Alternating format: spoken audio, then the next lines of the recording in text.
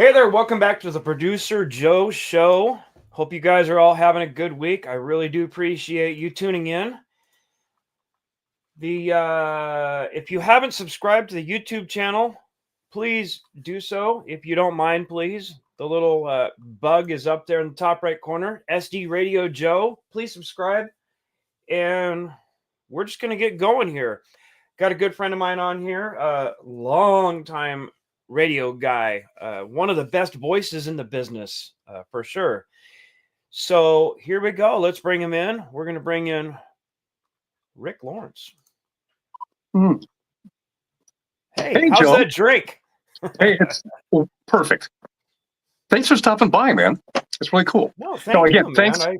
Thank you so much. I got to say for inviting me on your show. It's quite the honor, especially seeing the amazing number of guests that are like way up here, and I'm just like down here. So I'm not going to slot you down there. Not at all. Yeah, you're definitely one of my favorite people. And you mine too, Betty. Oh, we have had the good fortune of having some really great people on this show, and for the show to still basically be in its infancy, I'm really proud of it because it's a labor of love. You should be. And while we're kind of on the subject, I'll let y'all know that I will be doing a show just with me, and I'm going to tell you why I'm so awkward and why things are kind of wonky when I do the show. And so hopefully I'll fill in some pieces as to what anybody might be wondering as to why is he doing that. And I'm doing it right now, aren't I?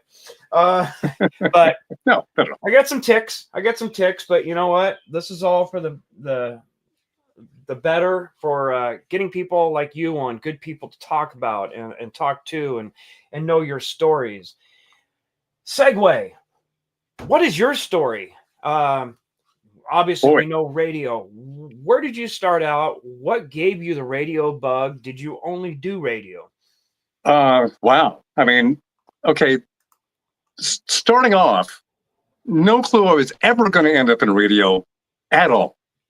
Never even entered my mind.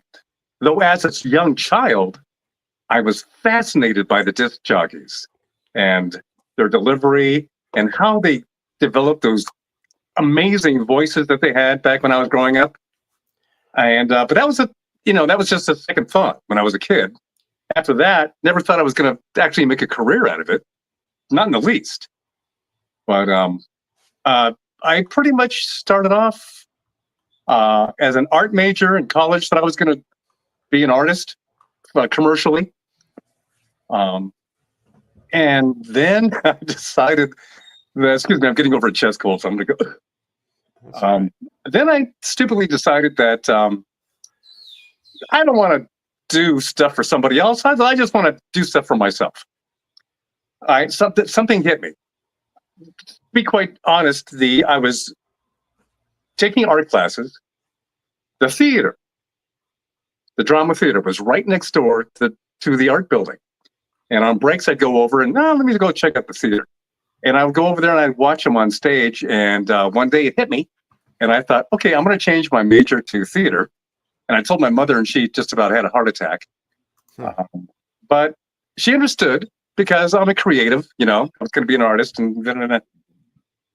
But so I started taking some classes in theater, dropped the art major, switched to theater, got an associate's degree in theater at Mesa, and thought I was going to pursue an acting career. And I did tons of local theater here in town, and I was ready to maybe move to LA or New York. I couldn't decide which. And long story short, my girlfriend gets pregnant. I got a baby coming. Can't do that on the salary I was making because I was, I think I was tinting windows commercially on the side, and I had other odd jobs. And I'm driving at night, listening to my favorite radio station, 101.5 KGB. And Jim McGinnis is on, JM and the PM on your FM. And Mr. Jim, my goodness, who I was a huge fan of, big fan of Jim's. And I'm listening to him and going, God, man, you know what? Wouldn't it be great to have a job like Jim? Because I had to get serious. I think I had to get a real job, but I wanted a career, Joe. I just didn't want to say, oh, man, I got to find a 9-to-5 job and join the other slugs doing that every day. So I thought, well, what can I do that's creative, that I love? Put it all together. The music, I love the music. Big fan of radio in general. And then I just decided, and then Jim was speaking to me one night in my own head.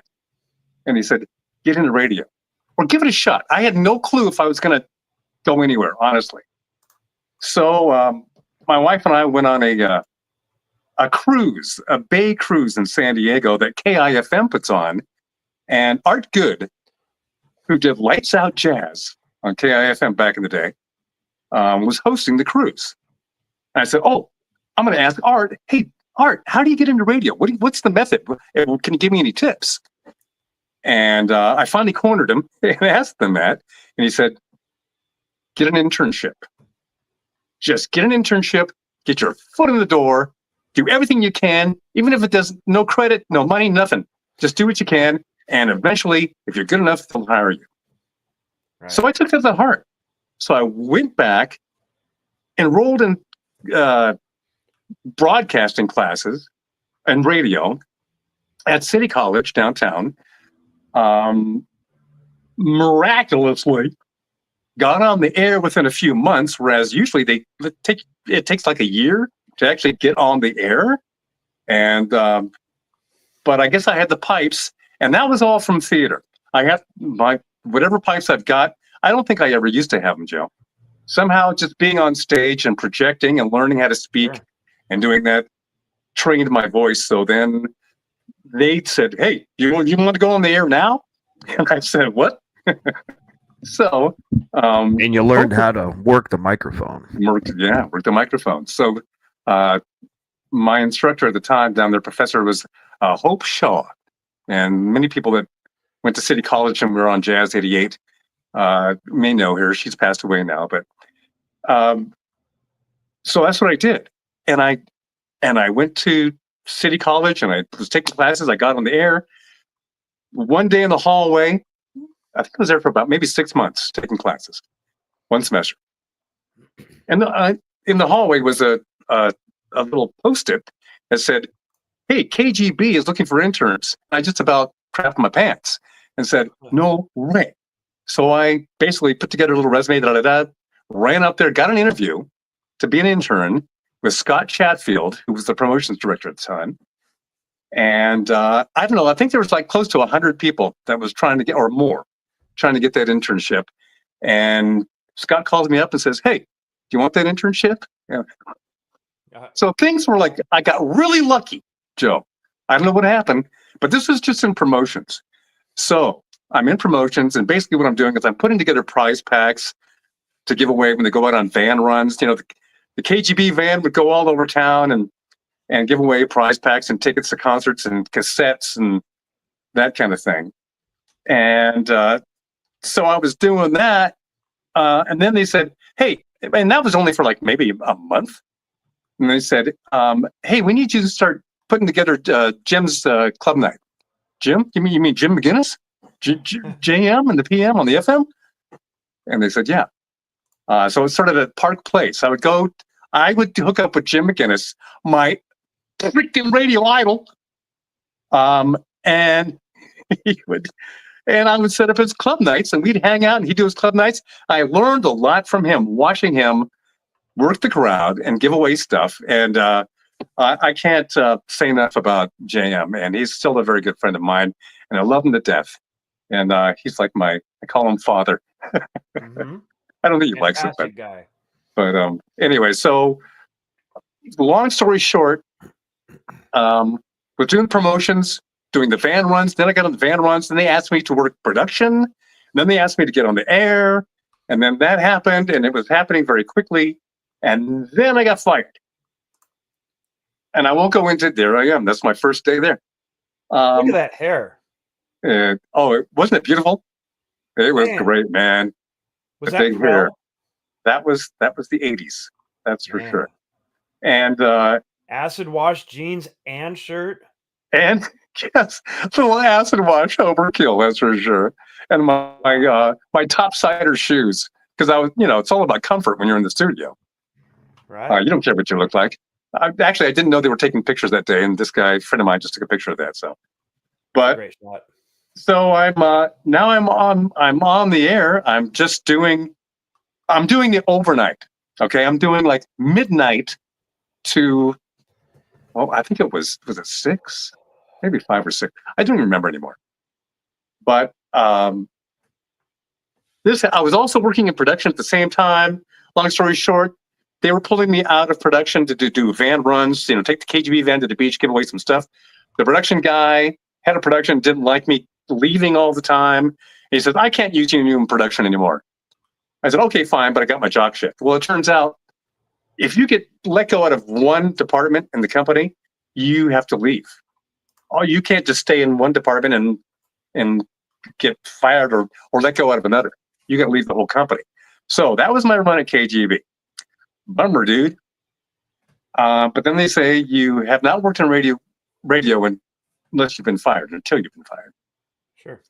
But at that point, I thought I'd never work in radio again. I thought, oh man, there's my shot. It just went out the window. I'll never get it again. But I was persistent. I said, I know I've got to make it in this industry. I just have to. So I did a lot of mobile DJ work in the meantime. And then another friend of mine who I did some work for in this other little radio thing, Doug Ingold, was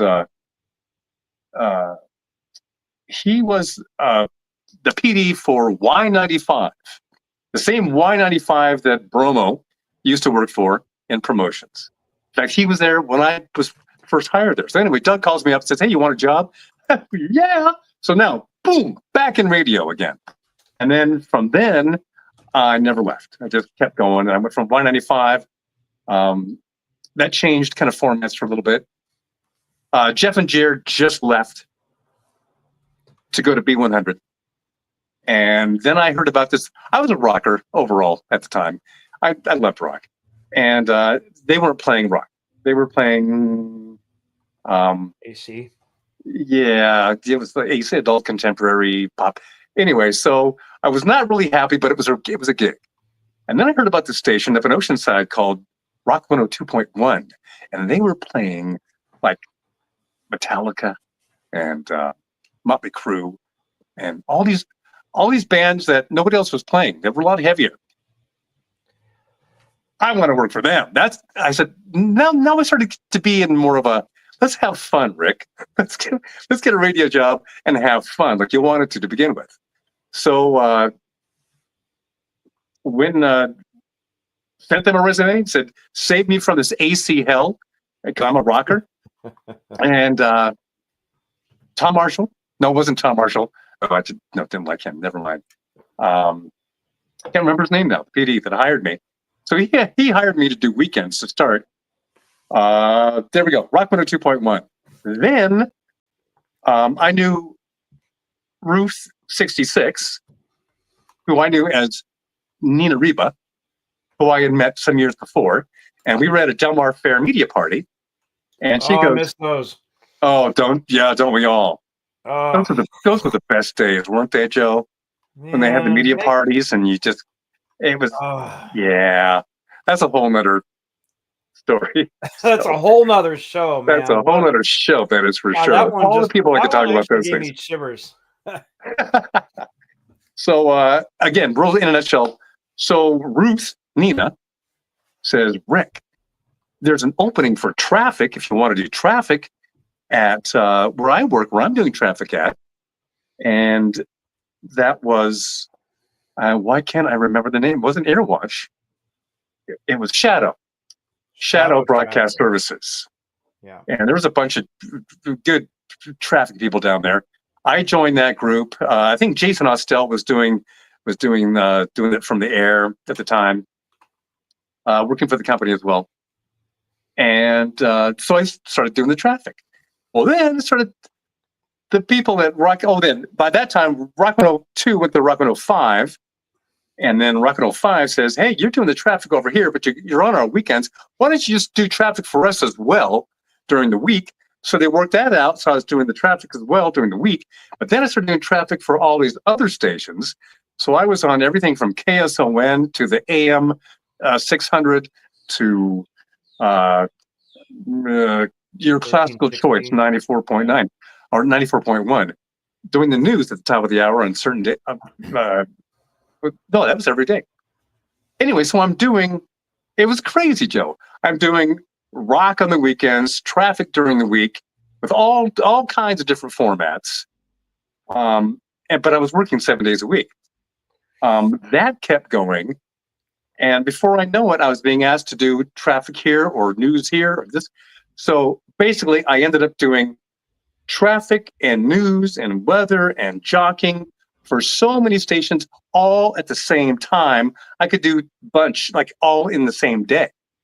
So people that listened to me were probably really confused, saying, wait a minute, I just heard him on the rock station playing, Def Leppard or doing whatever.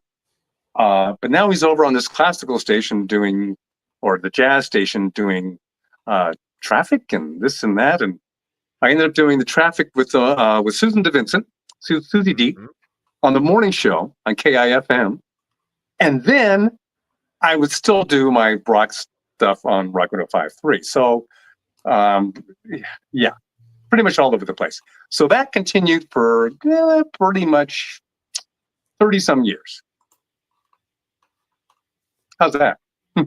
Man, you nutshelled that pretty nicely there.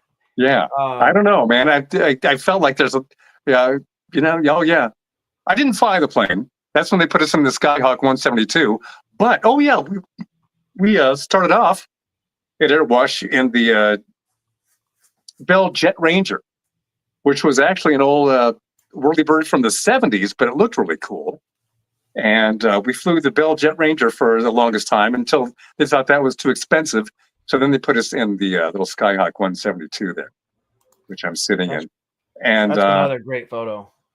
And the stories I could tell you about that. We had a pilot, Cal Walker, infamous Cal Walker, and I would share the plane, and we'd go up, and I'd be doing traffic on Kogo, and he'd be doing traffic on KSON, and so yeah, and the things we did in the meantime, I can't even mention.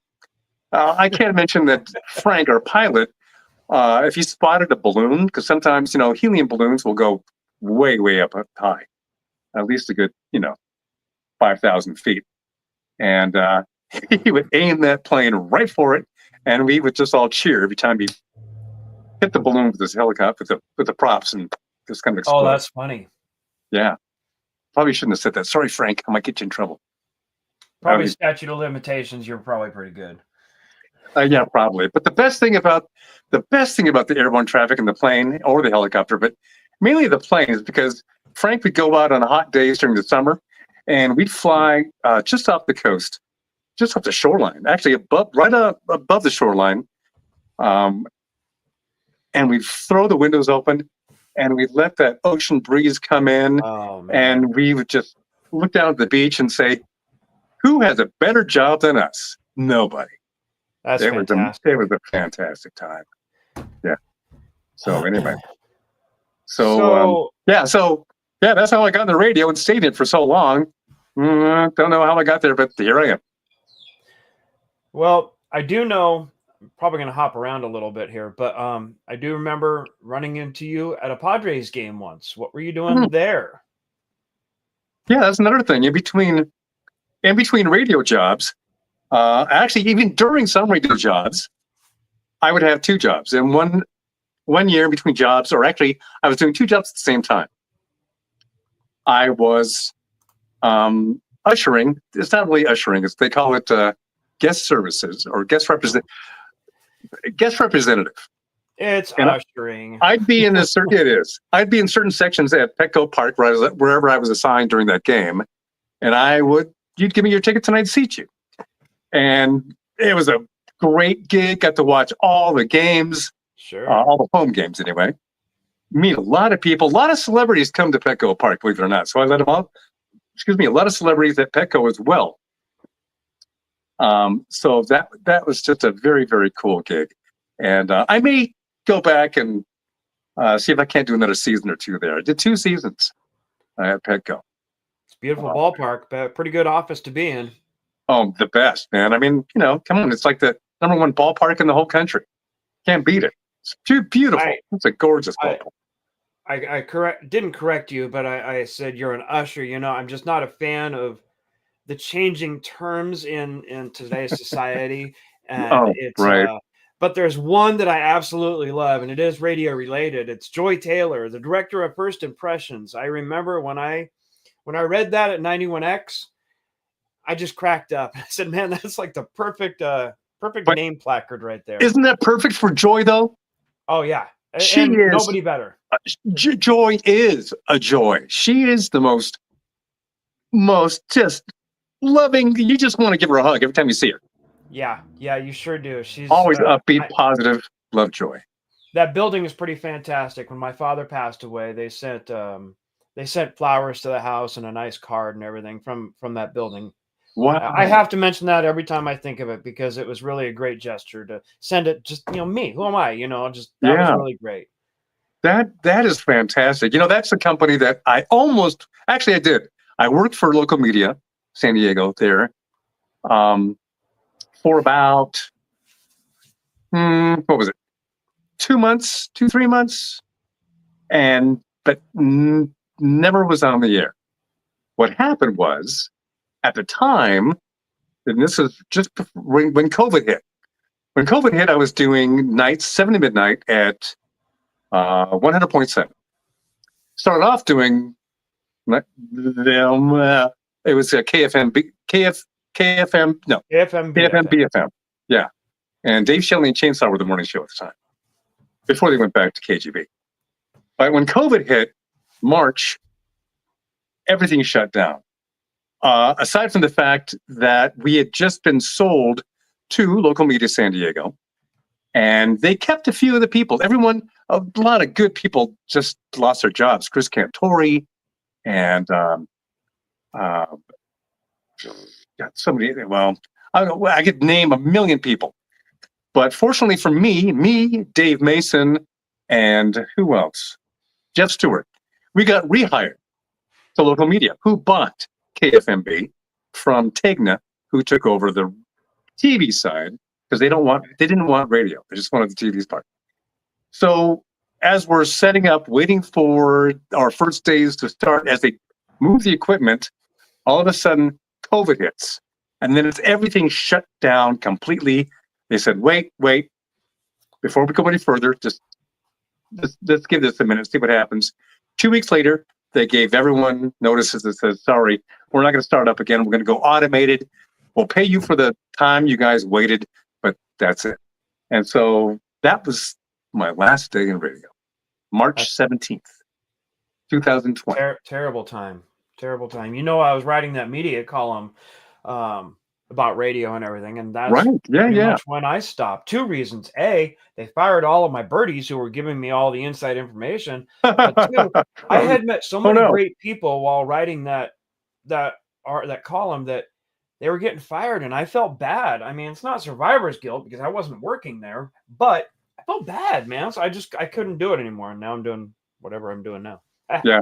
Well, then that definitely woke up a lot of people in a different way. That it woke me up in a different way that I never knew was coming. I mean, all of a sudden now now what do I do?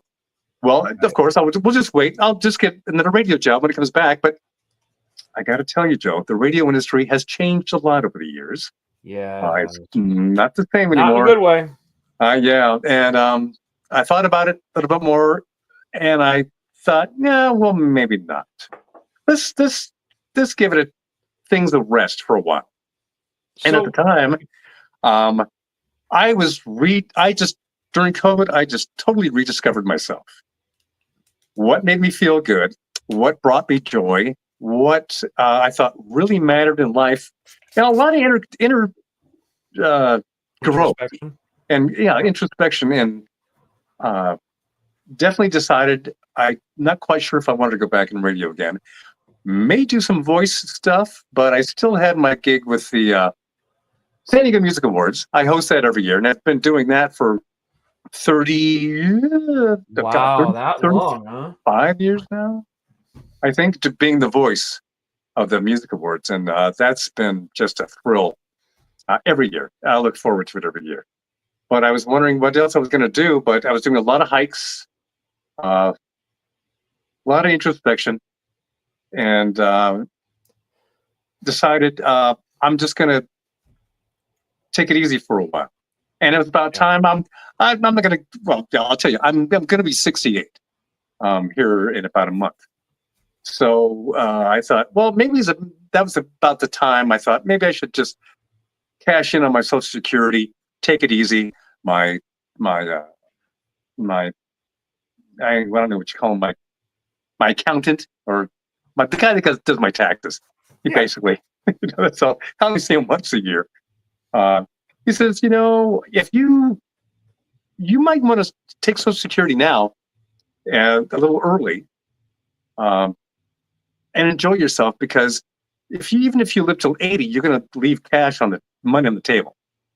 I go, really? So I looked into it, did the numbers, said, I think you're right. So that's what I did. Taking my Social Security, taking it easy. Never felt better, never felt more comfortable in my own skin, and just good about everything now, Joe. I'd love to hear that. But I still miss I do miss radio. I miss the times I had and the way it used to be. Sure. But it's hard when you've been a guy for so long. You're kind of trained to listen to everything. What's going on around town? What can I talk about? My next show at that next break. What that's interesting, that's compelling people to keep listening. So I still have that kind of ingrained in me. I don't know what to do with it. I have all this. My wife says, you are just full of useless information. You know that? I am. Maybe you need to do a podcast. Well, you know what? People have asked me to do that. And I said, about what? About what? Everyone's doing everything. There's nothing I can think of to do that is new under the sun. So if that comes to me, then I'll think about doing that. So I have thought about doing some things along another line. And I think I sent you some pics on that interest, which we can go into. But are these the sky photos? Yes. Now, before you go into any, let me tell you that this just happened during COVID. So during COVID, I would take long walks. I live in Tierra Santa, and we have lots of canyons and trails, and just gorgeous. And I was just being with nature and being out there. It's a beautiful place to live. This community, it really is. And every so once in a while, I look in the sky. I have to tell you, I never saw anything. Well, no, I take that back. I have. But most of the time, I would whip out my camera, I know this is going to sound so woo-woo and kind of weird, airy-fairy, but Joe, something would compel me to take a picture of blank sky. Just blank sky. And I go, well, that cloud looks nice. I'll take a picture of that. And I had been doing this for, I don't know, maybe several months during COVID. And I decided to go, I was looking at some pictures one day and then noticed one of the pictures. And I said, what is that? I tried to scratch it off the lens. There was something on the lens. It was the spot on one of the pictures of near a sunset, or I think it may have been middle of the day. Anyway. And it wasn't coming off. So I zoomed it in. I go, what the heck is that? That looks pretty darn interesting. I can't put my finger on what that could actually be. It's not a bird, not a plane. Okay, well, we'll just chuck that one up. Maybe I have more pictures like that. So I started combing through all my pictures that I've been taking. And again, just compelled to take a picture of sky. And pretty much every time I looked at one of those pictures, there was something in it. And I started going, okay, maybe this can be explained. I'm sure it can.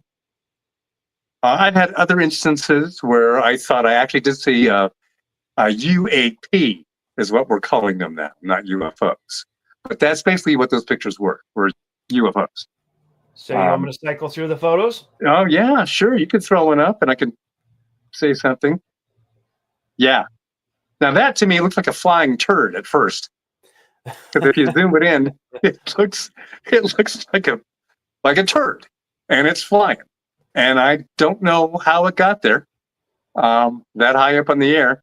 But I'm sure that turd didn't have wings.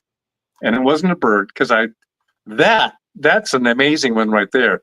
That's the first one I ever took. I'm driving on the 52.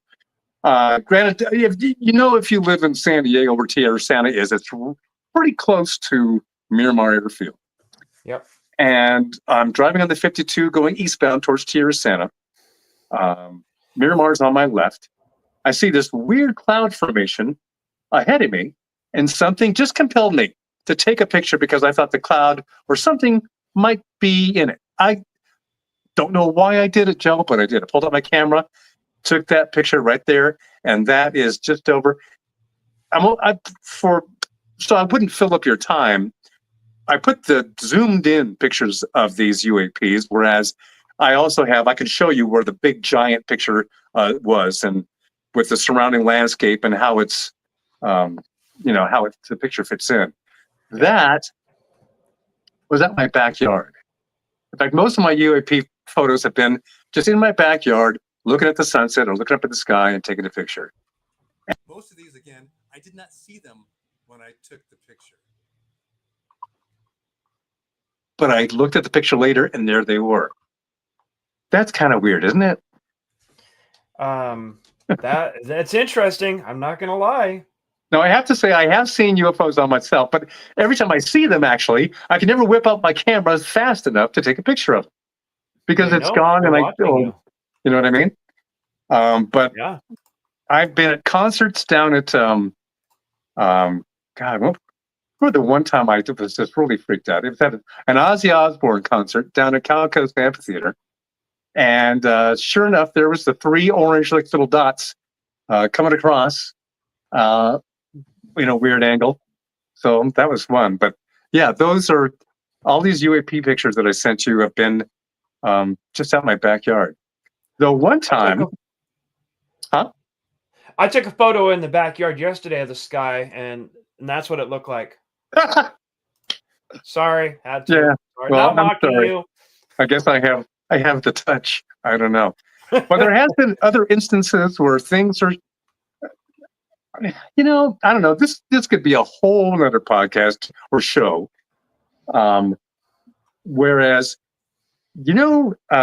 dandelions, the little white, like cotton balls on the end of a weed, and you blow it and you watch it go off.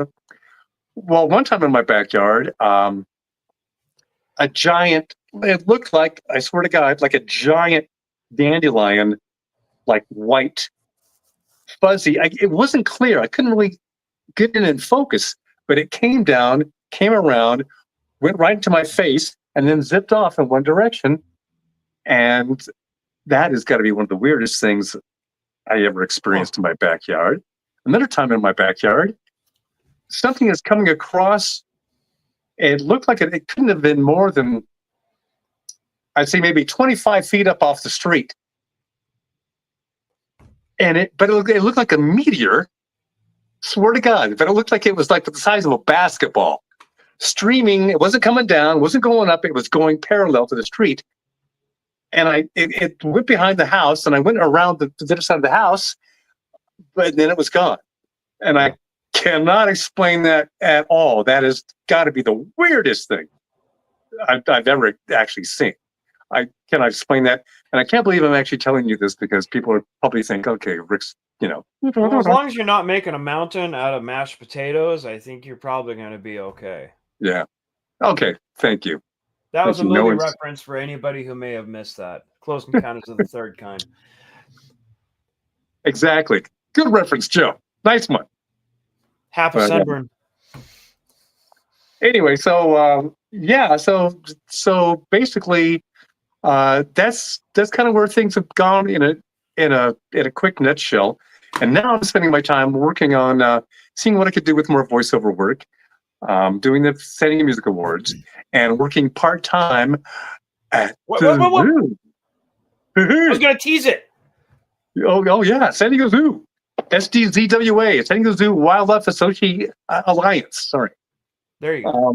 And I'll tell you how that came about. I worked there like maybe 3 days a week, 5 hours a day. It kicks me up in the morning. It keeps me walking. I got 20,000 steps in a day, easy. And I got it because I think Grandma wanted Grandpa to get out of the house more often, and said, I asked the grandkids. We have 2 grandkids now. Leland, who is 10, and Franzi, who is 8. Just the grandkids. Very unique names. I like that. Yeah, Franzi's German. Her father's German, and Leland is my daughter's. My daughter is actually my stepdaughter. My wife and I, when we got married, I grew up with 2 boys. I mean, we met. I had 2 boys. She had 2 girls. It was a blended Brady bunch. They loved Brady each other. It all worked out great. And his name, Leland, comes from his grandfather's middle name. So there's that. But anyway, so I asked them, I said, all right, kiddos, where should Grandpa get a job? At first they said SeaWorld. And I said, oh, that would be fun. Let's see what the SeaWorld's got. Go in there, see if they got any openings. No, nothing that I qualify for, really. Maybe some showbiz stuff. I mean, on stage and nothing. I loved working there. I worked there for 2 years. And I Did you loved it. really? Yeah. Wait, I think you may have told me that one time. Anywho. I think everybody who's lived here their whole life has probably worked there at some Worked at point SeaWorld. in their lives. Well, there wasn't any openings that I qualified for at the time. So, of course, the next natural step was, okay, nothing at SeaWorld, kids. I mean, nothing at SeaWorld. Where now? Oh, the zoo, Grandpa. Yeah, the zoo. So I checked into the zoo, and they had an opening at their warehouse, which is in Rancho Bernardo, but it would be basically delivering all the stuffed animals and all the toys and all the goodies that the zoo carries and the safari park. Sure. So I used in my 20s, I worked at a warehouse for a short stint. So I said, what the hell? And it's part-time. Sure, that's probably good for me. I'd love it. So I went ahead and applied, and I didn't think they were going to hire me because I was too old, didn't have recent experience. They hired me, and I got myself a job, and now on 3 days a week, I get up at 4 o'clock in the morning, get to work by 5. I'm off at 10:30. But in the meantime, during that 5 and 10:30, I'm delivering in a big box truck. I'm at the zoo before the sun comes up, or the wild animal park. It depends. It could be either one. I never know until I go into work that morning. And I go to all the little stops you could possibly think of in each of those places and deliver all the stuffed animals and toys and clothing, T-shirts, everything they're going to need. Sure. So, and the best part about that job, Joe, is that there's no one else there except some groundskeepers and maybe the leaf blower people. And they can really put a damper on your vibe. There's leaf blower people. Anyway, because you're in a beautiful setting and you're looking at, I'm watching the elephants play or the giraffes or this or that. And then all of a sudden you hear this. So it kind of ruins the whole, thing. But a lot of times you're hearing elephants roaring and birds chirping and the kookaburra. That was a mating call of the leaf blower. Yeah. You know what? You thought it could be a mating call, but that's probably it. Because they all gather around eventually in one spot. That's There it. you go. So, but I'm enjoying the heck out of that gig. That's Good. a whole better experience, and it's again being in a very chill place with wild animals. It's kind of like radio then. Yeah, they're quick, buddy. They're good. See, you missed your opportunity. You should have been on the air more often. Yeah, have your own show. I don't know what to say to that. I'm going to buzz through the rest of the pictures that you sent me here, and you can just kind of explain each one. Oh, okay. Will do. God, that hair. That was at Rock 102.1 before it became Rock 105, I think. No, it was Rock 105 back then, by that time. And that is the cult. That is Ian Astbury and Billy Duffy. And I interviewed them at the time. And Billy Duffy, as you can see, he's on the right. He's the guitar player. Amazing guitar player, by the way. But he kept calling me Kip Winger. Kip Winger. And as you can see, I don't blame the guy. Yeah. But he was not a pleasant guy. Ian, on the other hand, was adorable. He was just the best interview ever. Billy, not so much a nice guy. Well, he didn't want to look at the camera. I mean, Well, he was just an ass the whole time he was there. I don't I think think he you wanted forgot to button a button or two on your shirt.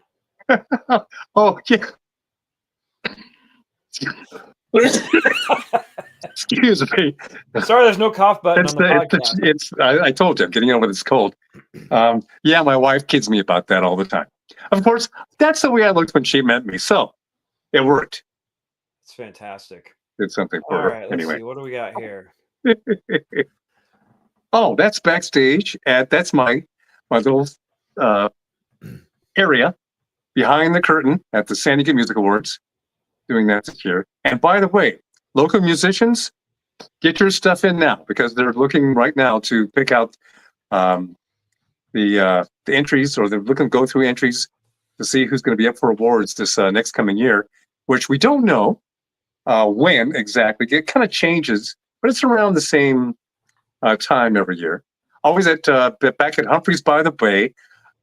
Just an amazing time. It's all for a really, really good cause. Most proceeds go to San Diego Music School programs, music programs in San Diego City schools. And Taylor Guitars gives brand new, great, beautiful guitars to the schools for kids to learn how to play guitar on. It's now, a that's great open to all San Diego musicians, independent, right? Yes. So I have a friend who's been on the show a couple times, Miranda Ramos. She's an up and coming, just terrific singer. Just knocks it out of the park every time. I think I'm going to recommend this to her. Miranda, watch this. She needs to submit something like right away. Yeah, I'll let her know. I'll let her know tonight. Yeah, and that's Kevin Hellman's gig. He put that together. I got to give him kudos as well because that guy's been doing it now for let's see, when was it last? 36.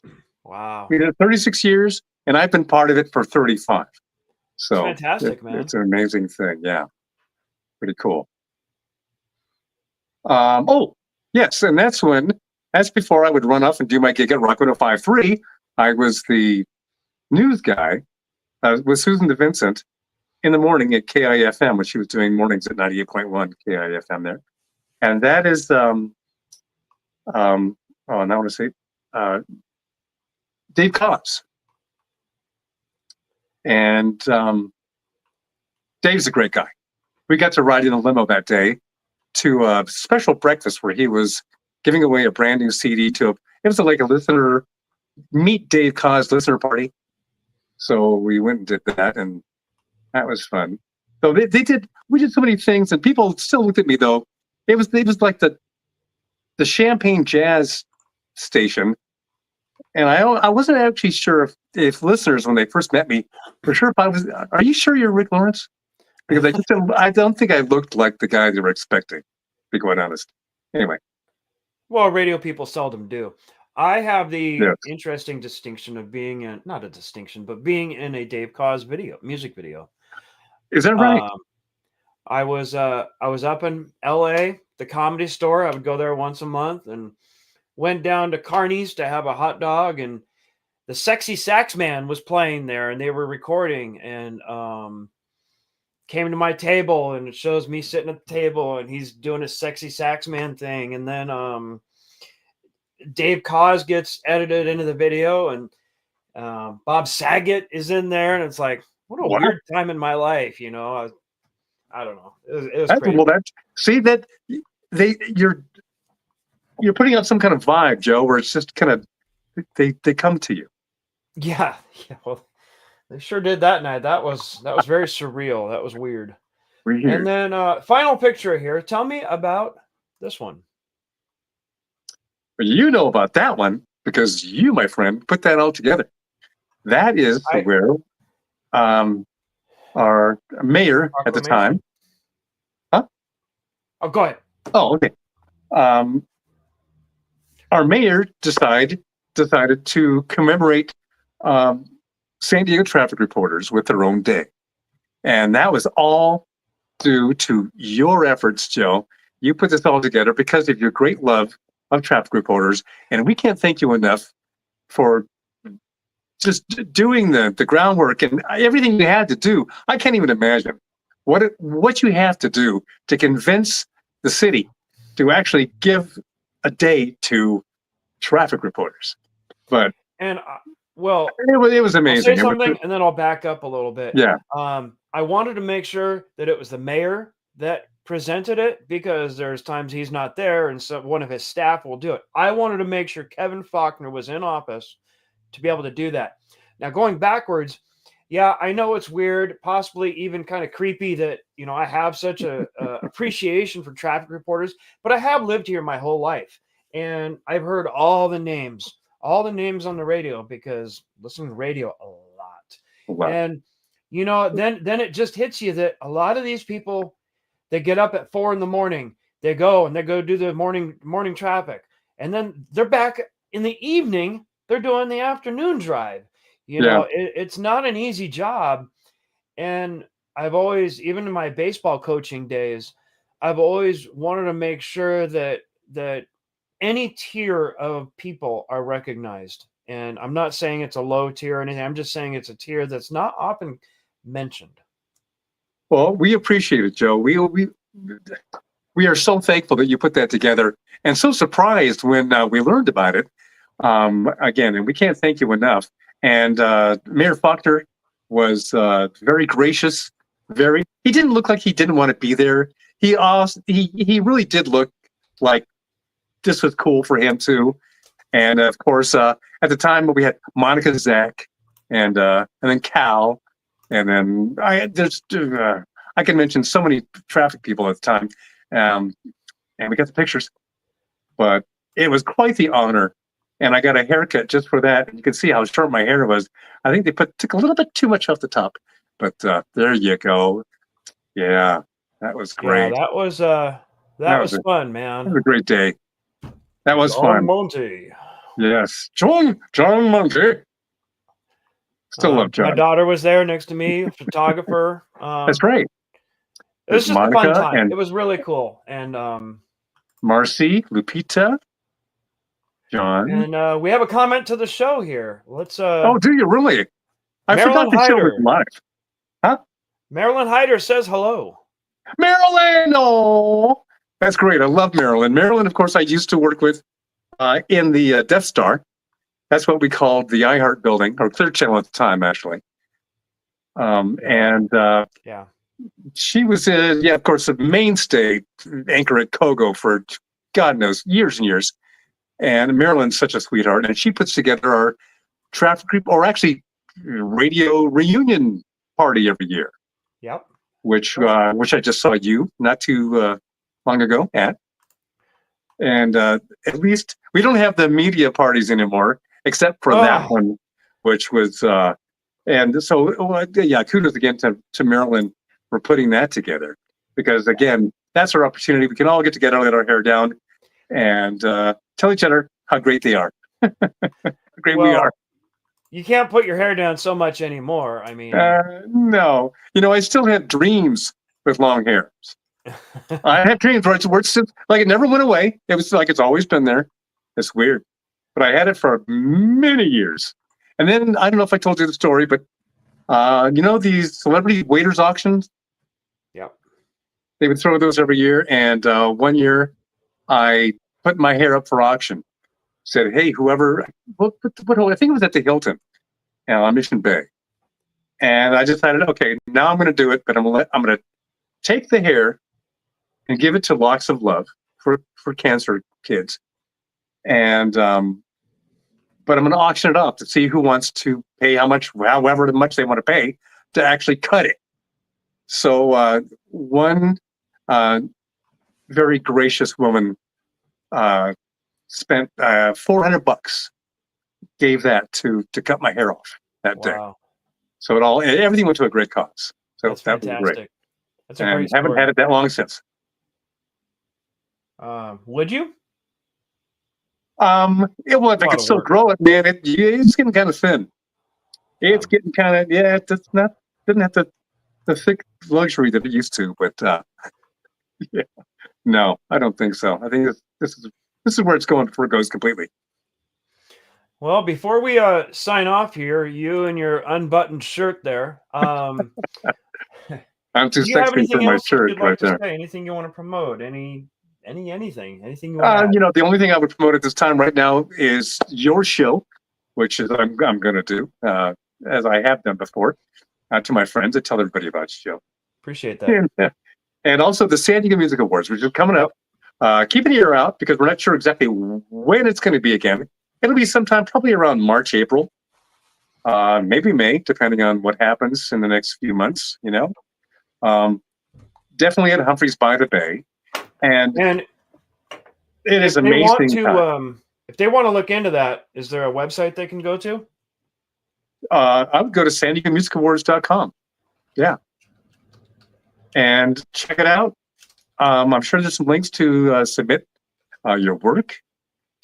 And if you just want to attend the show, it is the funnest, wildest, craziest time because once again, it is an award show. It is San Diego musicians. Some are very, very famous because they've gone on. We love seeing Jason Mraz almost every year. Of course, Jewel was at San Diego, our first award show. Jewel was a big recipient of that show. Anyway, it goes on and on. But you have musicians and alcohol. And that always guarantees a very interesting time. But fun. Sure. It is fun. Well, people, go ahead and definitely check and then into look for me. that. You won't see me at the zoo. I won't be there because I'll be gone before it even opens. But Gotcha. yes, I'll try to post some pictures on my my own little personal, I don't know, Instagram or Facebook, whatever, Sure. Yeah. Well, Rick, I really do appreciate you coming on here. You're always cool to talk to, and I really appreciate you taking your time. I'm just about an hour here. We've been on. So, has it been that long already? Oh my gosh! 53 minutes. Dang. Well, let's wrap this up, Joe. Okay. Well, let me thank you again for inviting me. This is very nice of you, and it's been my pleasure. I'm not used to really talking about myself, but you kind of made it. We talked about that beforehand, and you've made this very easy. And this is very cool. I feel like I'm just kind of sitting in your office with you, as you are in mine. That's what this forum is for, and it's just a loosey-goosey conversation, and this is what we do. And yeah, I appreciate it. And you're welcome back anytime. Tell your friends, share it if you don't mind, and I suppose I'll see you in the near future. I hope. Oh yeah, of course you will. Of course you will. Thank you so much, Joe. All right, buddy. Take care of those leaf blowers out there at the zoo, and will do. Keep them tamed. Peace. All right, brother. Catch you later. All right, man. Later. All right. Well, that was Rick Lawrence. Really a fun guy. Somebody I've known for years, and just a really, really cool dude. Those pictures are fantastic with the hair and everything. Going forward, please subscribe to YouTube and share it, like it, all that other good stuff. I don't know if I'm going to be doing another show this year. With Christmas coming, it's getting a little crazy. If we do, I'll let you know. Other than that, I really do appreciate you tuning in, and everybody here have a great night, and we'll check you later. All right.